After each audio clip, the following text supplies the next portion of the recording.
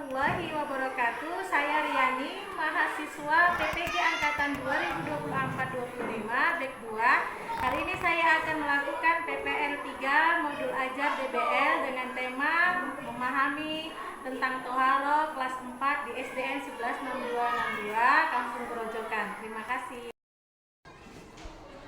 Assalamualaikum anak-anak semua. Waalaikumsalam, Bu. Selamat pagi anak-anak Ibu. Pagi, Bu.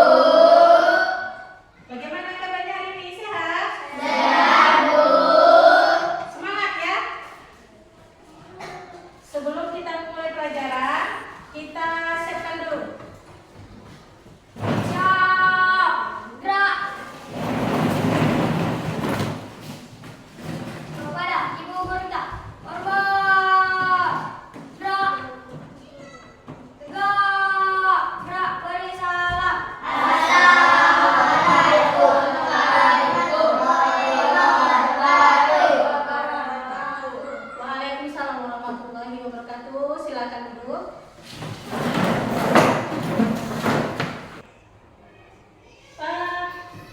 Sebelum mulai pelajaran, alangkah baiknya kita harus membaca doa dulu ya, Nak ya. Silakan. Teman-teman, mari kita membaca doa bersama-sama. Doa dimulai. Bismillahirrahmanirrahim. Rabbil jinni ma warzuqni fama Allahumma inni as'aluka rizqan thayyiban wa ilman nafi'an wa amalan taqabbulan wa billahi rabbal wa bil islam dinan wa bi muhammadin nabiyyan rasulullah. Amin. Terima kasih. Pagi ini Ibu perhatikan kalian harus semangat. Ya. Oke? Kita biar supaya semangat, mari sama-sama kita tepuk semangat yang dibawakan oleh ketua kelas kita. Tepuk semangat.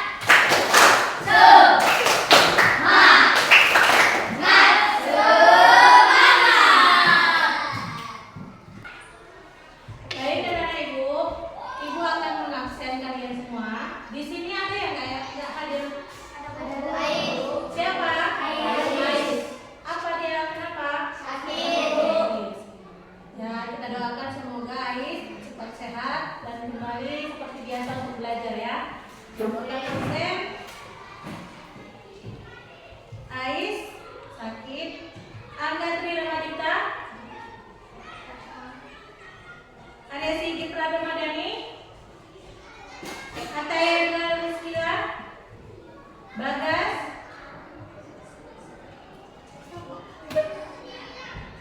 Gapal Ferdiansa. Jihan Talita Unpad. Suci Ramadhani Koar. Najwa. Tira.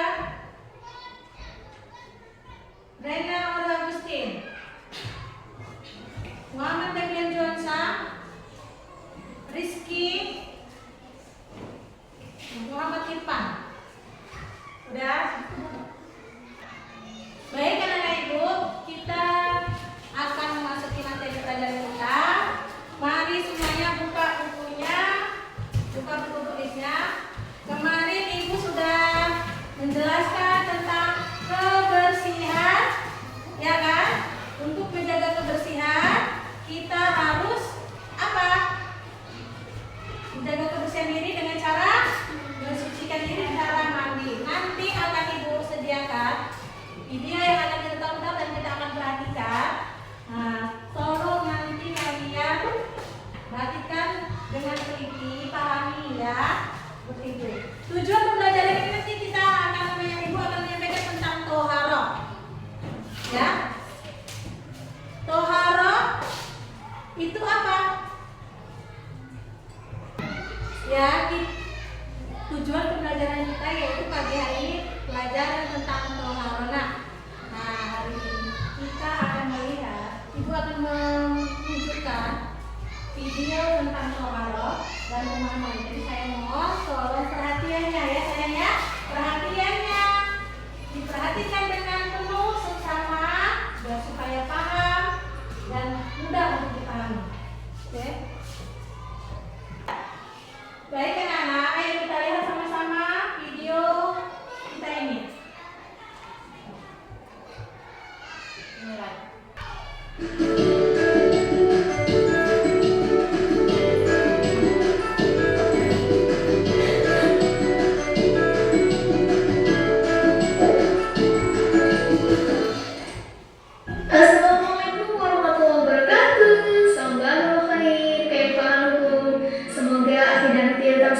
ya. Alhamdulillah hari ini bertemu kembali dalam materi fikih bab 2 Toharoh atau bersuci. Tujuan pembelajaran adalah 1. Siswa mampu memahami tata cara bersuci atau toharoh.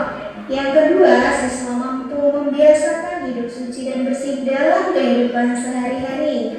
Akhirnya, pernahkah kalian mendengar kata toharoh? Ya, toharoh memiliki arti yang penting dalam beribadah. Tentunya sebelum membaca Al-Quran, sebelum sholat, kita harus suci. Suci artinya bersih.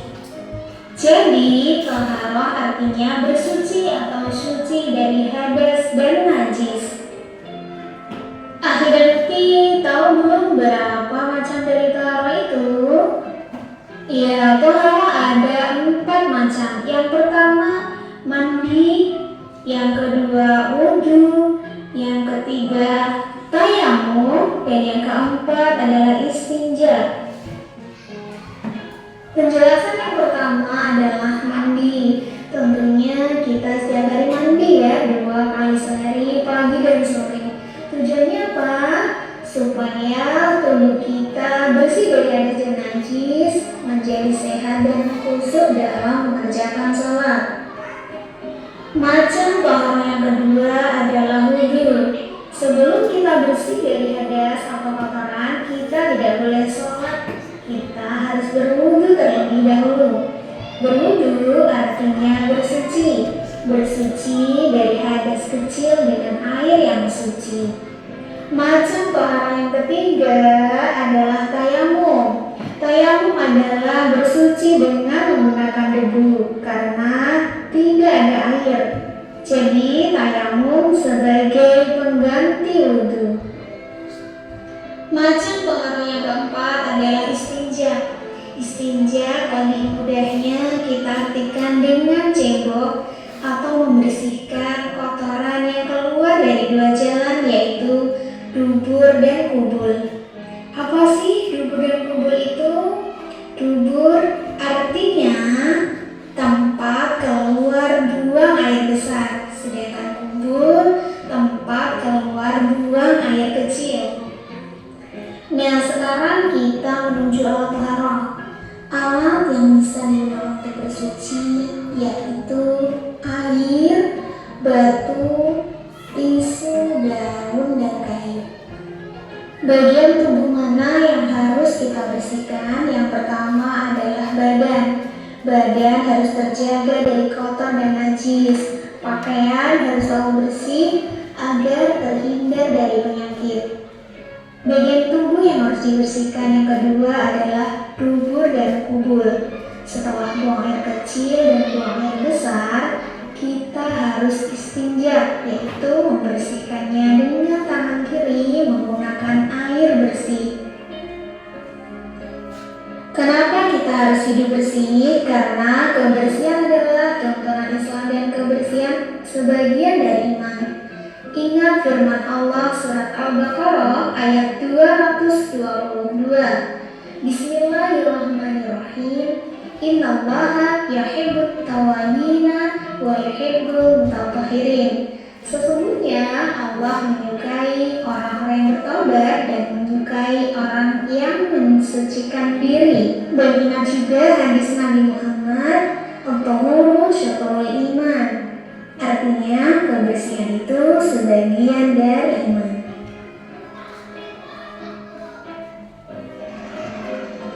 Nah, teman-teman, sekarang tahu kan artinya tayamum?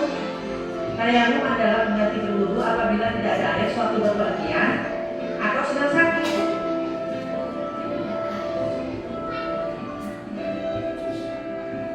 Bersucinya cukup dengan menggunakan debu. Wah, benar. Ternyata ada debunya. Padahal tadi kan sudah dibersihkan ya. Caranya letakkan tangan pada tempat yang berdebu. Kemudian kita tiup, lalu diusapkan pada muka kita. Kemudian mengambil debu kembali dengan cara yang sama. Lalu diusapkan pada kedua tangan kita hingga ke pergelangan tangan. Itulah caranya tayamum. Nah, sekarang kalian sudah tahu kan? Sampai jumpa di seri berikutnya. Wassalamualaikum. Tadi sudah kita melihat sama-sama kan tentang toharoh dan apa saja itu toharoh dan bagaimana cara bertoharoh. Ya kan, sudah jelas? Toharoh itu tadi apa? Cara untuk mensucikan diri dari hadas besar dan hadas kecil. Dengan cara yang pertama apa? Toharoh membersihkan diri kita dengan pertama cara mandi. Yang kedua kita berwudu. Dan apa lagi? Kalau tidak ada air, kita boleh bertayamum. Ya kan? Bertayamum itu syaratnya apa? Syaratnya orang yang bertayamum itu adalah ketika kita sudah tidak bisa lagi mendapatkan air. Ya, contohnya di dalam perjalanan, ketika kita di dalam bus, di dalam kereta api ataupun pesawat, itu tidak ada air di sekitar, kita harus bertayamum. Ya, yang pastinya tayamum itu tidak menggunakan air. Tadi sudah ada contoh untuk cara bertayamum, ya, dengan cara menggunakan debu. Di mana debu itu didapatkan? Contoh kalau ketika kita di dalam bus pasti ada di sekitar kita, di dinding, ya kan, di dinding bus ataupun di kursi kita belakang. Kita tempelkan tangan kita, ya kan? Kita tempelkan tangan kita. Lalu apa? Bagaimana? Lalu kita tiupkan. Baru kita usapkan ke muka, baru ke pergelangan tangan dengan cara membaca doanya, ya. Nanti Bapak kasih tahu cara untuk bertayamum dan membaca doa. Yang kedua apa? Setelah kita bertoharoh bersuci dengan cara mandi, yang kedua berwudu, dan yang ketiga bertayamum, yang keempat apa lagi? Istinja. Istinja itu apa nah? Ya, bahasa umumnya cebok, ya kan? Kalau kita buang air kecil maupun buang air besar, itu dalam Islam wajib dicebok, dibersihkan dengan menggunakan tangan kiri, jangan tangan kanan. Ya, tidak boleh kita menggunakan tangan kanan. Tangan kanan ini digunakan untuk yang baik-baik, contohnya untuk memegang barang sesuatu. Kalau untuk mengeluarkan kotoran, membersihkan kotoran, itu menggunakan tangan kiri, ya. Seperti itu. Terus Ibu di sini yang kedua, Ibu akan menjelaskan yang kedua, yaitu dengan cara berwudu. Bisa berwudu? Sudah bisa, ya kan? Bagaimana bacaan niat untuk berwudu? Ayo sama-sama kita bacakan halaman Ibu. Ayo, Bismillah.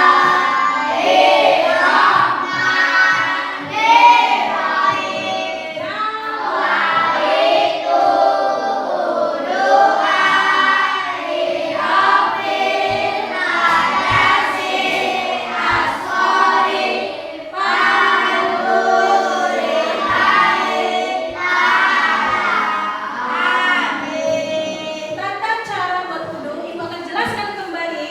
Pertama, kita menghadap kiblat.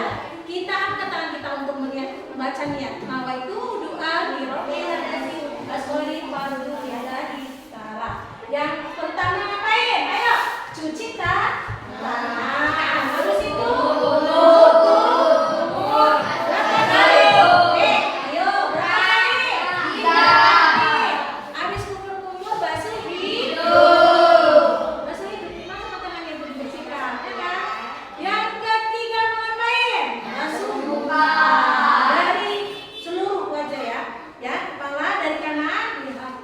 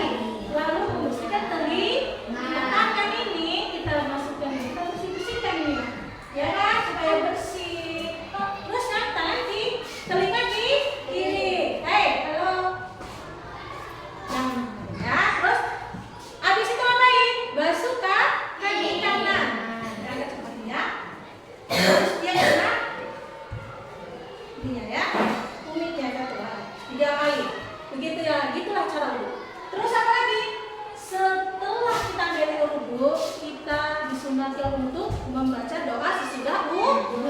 Apa doanya? Ayo sama-sama. Bismillahirrahmanirrahim. Asyhadu an la ilaha illallah wa asyhadu anna Muhammadan abduhu wa rasuluh. Allahumma ij'alni minat tawabina waj'alni minat taqabilina waj'alni min ibadika sholihin. Nanti ya setelah ibu menjelaskan, nanti ibu ingin tahu satu-satu ke depannya atau beberapa menit saja ibu panggil untuk praktekkan tata cara wudhu ya.